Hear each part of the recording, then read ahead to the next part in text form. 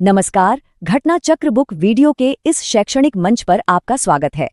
हमारा उद्देश्य है ज्ञान को सरल, स्पष्ट और सुलभ रूप में आप तक पहुंचाना। आइए आरंभ करते हैं अध्ययन और सफलता की इस यात्रा को। अच्छा, कभी सोचा है कि एक शेर, एक हिरण और बगीचे में उगे एक छोटे से पौधे में आखिर कॉमन क्या है? जवाब है एनर्जी।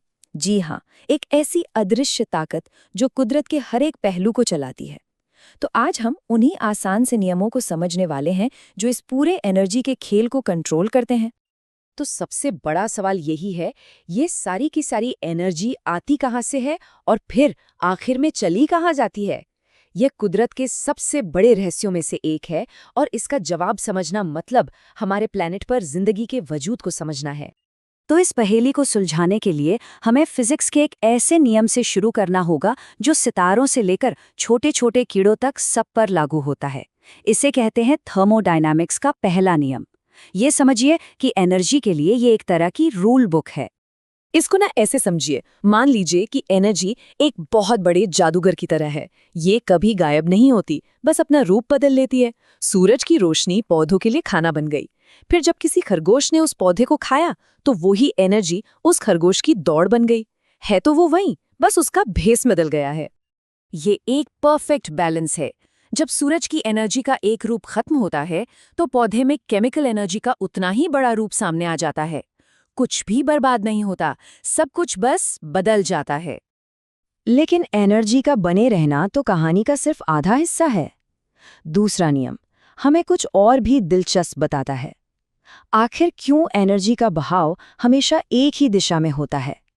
इसे आप प्रकृति का एनर्जी टैक्स या एनर्जी टोल मान सकते हैं। हर बार जब एनर्जी एक लेवल से दूसरे लेवल पर जाती है तो उसे एक कीमत चुकानी पड़ती है, और ये कीमत हीट यानी ऊष्मा के रूप में चुकाई जाती है। और ये एक ऐसा सौदा है जिसमें कोई रिफंड नहीं मिलता। यहाँ देखिए, ये काम कैसे करता है। एनर्जी एक जीव से दूसरे में जाती है, लेकिन हर कदम पर थोड़ी गर्मी निकलकर माहौल में खो जाती है, और वो जो खोई हुई गर्मी है ना, वो कभी वापस नहीं आ सकती। ये कुछ ऐसा है जैसे एक बाल्टी में छेद हो।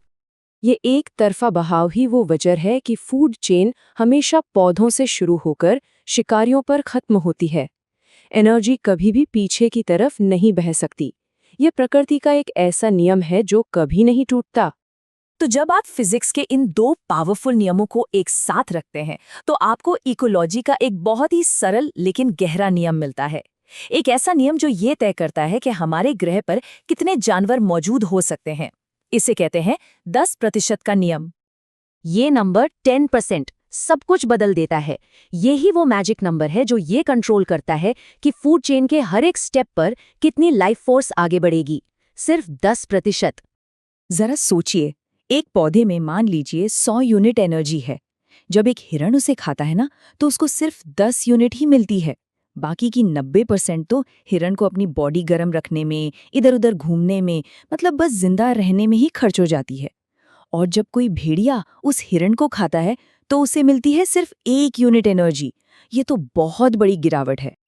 ये एनर्जी पिरामिड इस बात को बिल्कुल साफ कर देता है। सबसे नीचे प्रोड्यूसर्स यानी पेड़ पौधों के पास 100% एनर्जी है। एक लेवल ऊपर शाकाहारियों के पास बचती है सिर्फ 10%, और सबसे ऊपर शिकारियों के लिए तो बस एक छोटा सा 1% ही बचता है। यही वजह है कि शेर और बाघ जैसे टॉप शिकारी इतने कम क्यों होते हैं। असल में उनके जिंदा रहने के लिए पर्याप्त एनर्जी ही नहीं बचती। फूड चेन एक बहुत ही इनएफिशिएंट सिस्टम है और टॉप पर रहना एक बहुत महंगा सौदा है।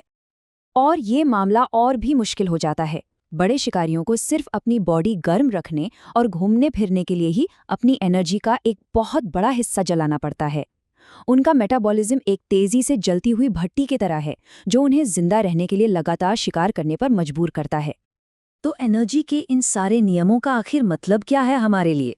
ये सिर्फ किताबों की बातें नहीं है, ये हमारे ग्रह के वजूद के लिए बहुत जरूरी है। जब हम एनर्जी के इस फ्लो को समझ जाते हैं तो हम अपने प्लैनेट की बेहतर देखभाल कर सकते हैं।